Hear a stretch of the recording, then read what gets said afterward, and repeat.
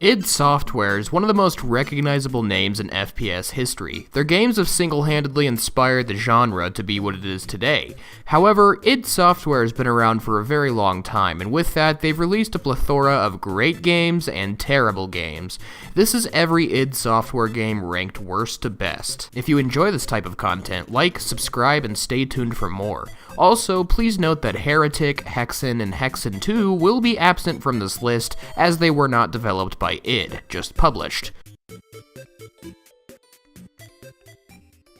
Before we had classics like Doom and Wolfenstein, we had Shadow Knights. Shadow Knights is a terrible side-scrolling game that attempts to be Ninja Gaiden but fails on every level. Its graphics are hard to look at, which is mostly because the game is really old, but even with that in mind, the animations all look horrible, even for the time. The character you play as looks like a log of human feces hopping around like a bunny.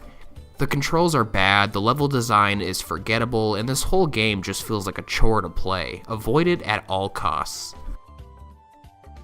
Dangerous Dave. The only reason this game is higher than Shadow Knights is because it's at least more unique and original than Shadow Knights. That's really all this game has going for it. The graphics are what you'd expect from a 1988 video game. The sound design is actually worse somehow than an Atari 2600 game. The gameplay is all over the place and super inconsistent.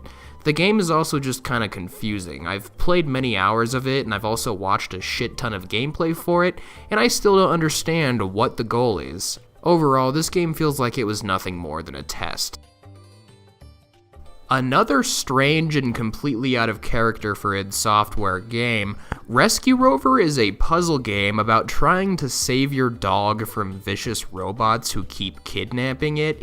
It has some unique puzzle elements to it and can be relatively fun, but it's nothing special at all. If you have DOSBox, go ahead, but otherwise, avoid this game.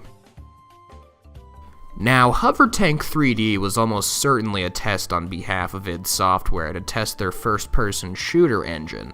Hover Tank 3D is a very weird game. You play as this strange mech thing and shoot various monsters in a very Doom-esque style while simultaneously saving hostages. Though every time you save a hostage, they make a very strange sound that makes this game almost comedic. Overall, this game is interesting to look at historically, but offers no substance in 2020. Have you ever wanted to play a Doom game that feels like it was created by two 14-year-olds on Game Maker Studio in a single weekend? Then Doom RPG is for you. The game only came out on mobile, which should tell you enough right there. It's only technically an id Software game since it heavily utilizes their programming, and id Software did later develop their own RPG game. Its gameplay is really awkward, its graphics look completely amateur and unacceptable, and the so-called RPG elements of this game are weak and very uninteresting. Go ahead and avoid this game. Doom 2 RPG is essentially the same thing as the first one, but somehow it's much uglier, much harder to play, and way less interesting. Catacomb 3D was almost certainly a test for Wolfenstein 3D, which would come out just a year later. It's a very generic and bland little shooter game that sees you pretty much just walking around, shooting shit with your hand powers, and collecting power-ups and other items. Super basic game overall. So back when VR games were trendy, the folks behind Wolfenstein thought it would be a good idea to give us a virtual reality Wolfenstein experience. What we got may be one of the worst Wolfenstein experiences to date.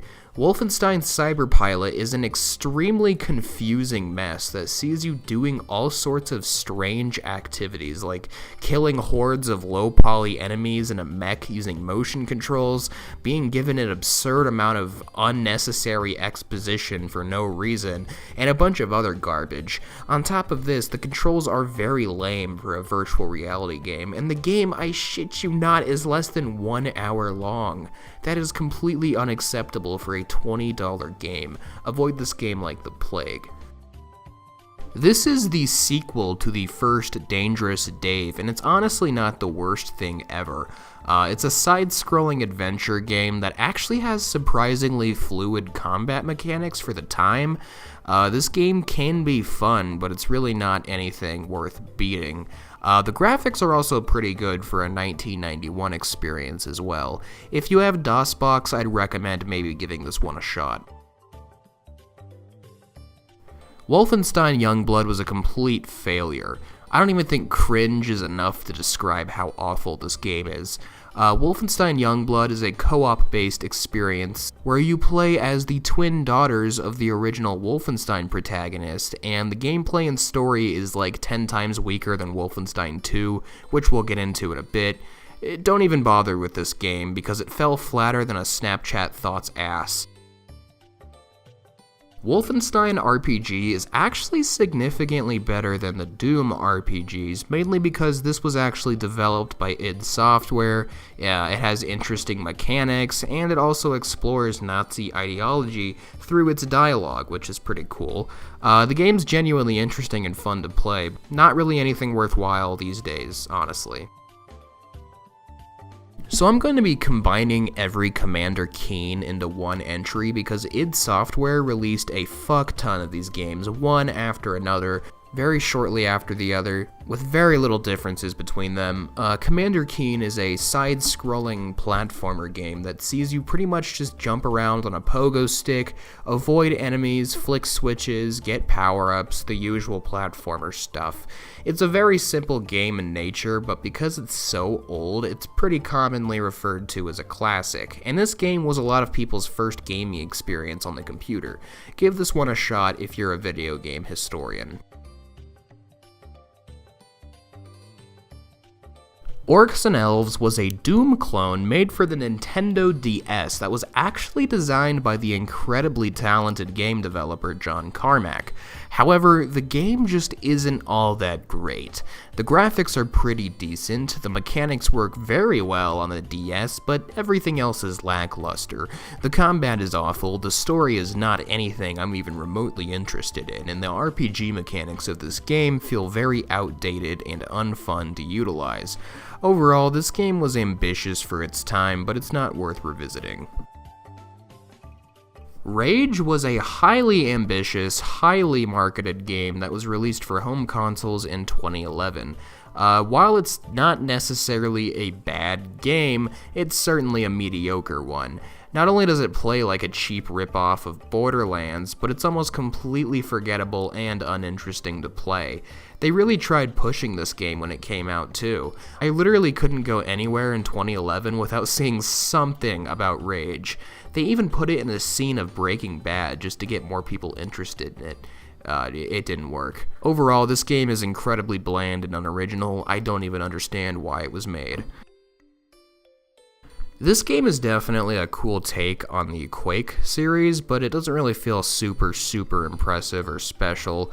It's pretty much just a multiplayer game where you either play as the humans or Strogs, which are the aliens of the Quake universe. Each side has their own pros and cons, as I do enjoy the gameplay, such as riding in other vehicles to intercept against the other side, and the map design is actually surprisingly good. It still holds up pretty well to this day, but this is nothing more than just a decent game with generic combat, and yeah, that's it. This game is ironically a sequel to the first Rage game and has nothing to do with it, which is pretty funny. I don't think this game is as bad as the first Rage game, but it's still nothing worth looking into. The gameplay is fun at times and the combat is okay, but it suffers the same problems that the first game did, where it feels like a watered down version of Borderlands. I'd have to rank this game as okay, but not great, especially since it was released in 2019. That's appalling. This game came out shortly after Wolfenstein the New Order made Wolfenstein a popular brand again, and that's unfortunate because Wolfenstein 2 honestly just feels like trendy garbage that was developed simply as a way to cash in on the Wolfenstein name. The gameplay feels watered down from the first game, the story is extremely uninteresting and at times super cringeworthy, the gunplay feels super generic as well.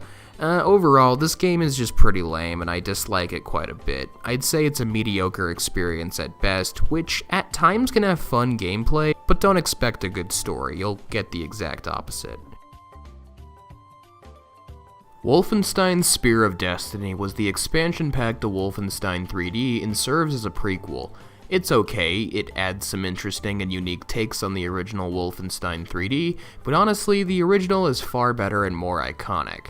Even though there is new content in this expansion pack, it's mostly just forgettable since it's not that relevant to Wolfenstein anyways.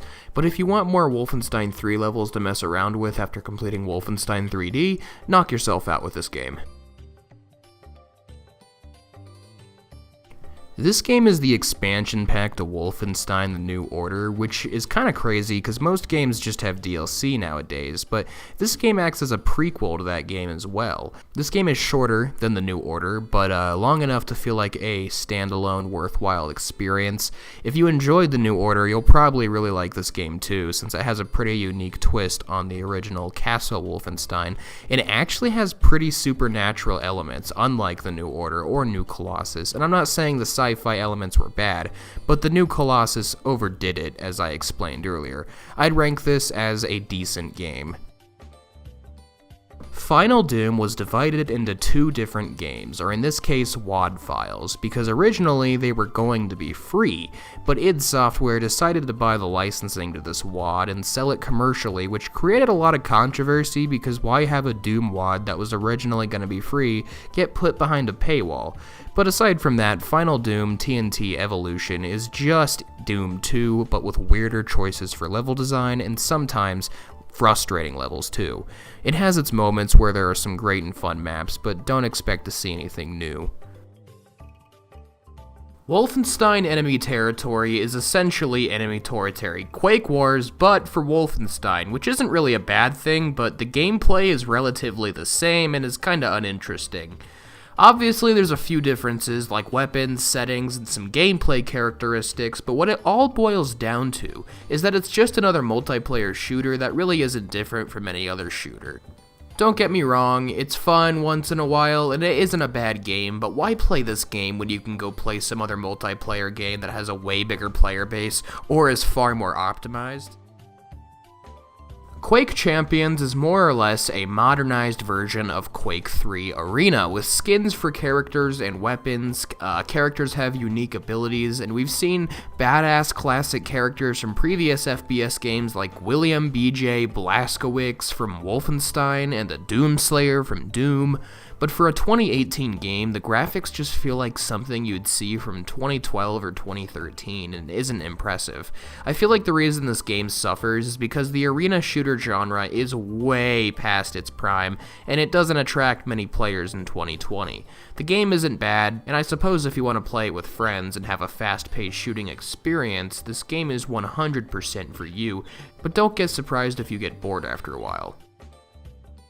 Offering as the first expansion pack for Doom 3, this game doesn't really deliver as much. Is it a cool take on the original Doom 3? Yeah, and it is a fun experience overall, but a lot of the new levels this game added are frustrating and sometimes pretty unfair. Also, the new weapon they added, which is called the Grabber, was an obvious knockoff of Half-Life 2's gravity gun, and was acting as a means to compete with it, and I think we all know who the winner is on that front. While this game does add new weapons, enemies, and a conclusion to the Doom 3 story arc, I just don't think this game is nearly as strong as Doom 3. Ever wanted to kill your friends in an old FPS game? Ever curious to know what it was like to play against the earliest form of bots in a FPS game? You ever want to talk to bots in the console? Well, this game is just that. Unlike all the other Quake games, this game didn't have a linear single-player mode. Instead, this was just an extremely fast-paced arena shooter where there's different game modes to experiment with, such as deathmatch or capture the flag. This is definitely a fun experience that is cool, but a lot more fun to play when you're with friends. Obviously, because it's 1999, there's hardly any player base anymore, which is why Quake Live exists, because it's literally just Quake 3 on an optimized engine. There's also Quake Champions, which is this game, but just modernized. Sometimes games are just best known for their simplicity, and Quake 3 Arena is just that. It's a simple, fast-paced shooter where you kill people faster than they can kill you, and believe me, you're going to want to act fast when you play this game. Unlike TNT Evolution, this game was actually made at the request of id Software by two brothers, Milo and Dario Casali. Again, doesn't really add new weapons or enemies, but offers a really challenging experience for those veteran Doom players, and it's worth checking out. And by far, it is the better half of TNT Evolution, with far smoother level design, but there's not really much else to say about it. Wolfenstein the New Order was a great Wolfenstein title. It was fresh, new, unique, and offered an absolutely outstanding experience as a Wolfenstein reboot. Basically, this one has more of a sci-fi approach to the franchise, where it's a scenario where the Nazis have won World War II and have complete world domination. Starting off in 1946 and later in 1960, which is where most of the game takes place, the New Order offers very versatile combat. You can either take out enemies stealthily or just go guns blazing and have a good old time. Unfortunately, the later titles in the reboot universe, such as Wolfenstein 2 and Youngblood, are terrible. Definitely pick this one up if you can. Quake 2 is the sequel to the first Quake game. Despite having nothing to do with the first game, the graphics are way ahead of this game's times, and each environment is great. Unlike the original Quake, where it was an episodic sequence, this game features a hub with side levels in order to complete your objectives, which is a pretty cool take. And even though the game is somewhat linear to a certain extent, this makes it so that the player doesn't have to go straight to one area and then another. They can do different things before completing their main objective. Another thing I really like about this game is how awesome the weapons feel. While Quake 1's arsenal was definitely fun, this arsenal feels like it's way more versatile and really makes me feel like I'm killing the enemies, especially with all the gore in this game. My only criticism with this game is that it's just way too short. Like, once you complete all the hubs and levels, which there's only like 3 hubs, you just get the final boss and that's it. It's over. I honestly think that people sleep on how fun this game really is. While it might not feel like a Quake game necessarily, it still has all the elements like the weapons and enemies from the other Quake games, and is actually set in the same universe as Quake 2. Running on the Doom 3 engine, this game offers vibes and an experience like no other FPS game. I just really like the space vibes that this game and Doom 3 had to offer. The graphics were really good for a 2005 game, and the gameplay in combat feels very clean. This game is meant to be played on harder difficulties though, because playing this game on the lower difficulties is like jerking off without lube. It's dry and not the full experience. I'd recommend picking up this game. You never know if you might actually enjoy it if you're a fan of more classic FPSs. Ultimate Doom was the game that started it all. While the original Doom wasn't the first FPS game to be released, it definitely popularized the genre. I think I can speak for a lot of people when I say this game holds a very special place in many hearts, because it's just classic, good old FPS shooting. I don't have much to say because I don't think I need to explain why this game was just awesome for its time, and if you want to have a classic no bullshit game, this is definitely one to pick up.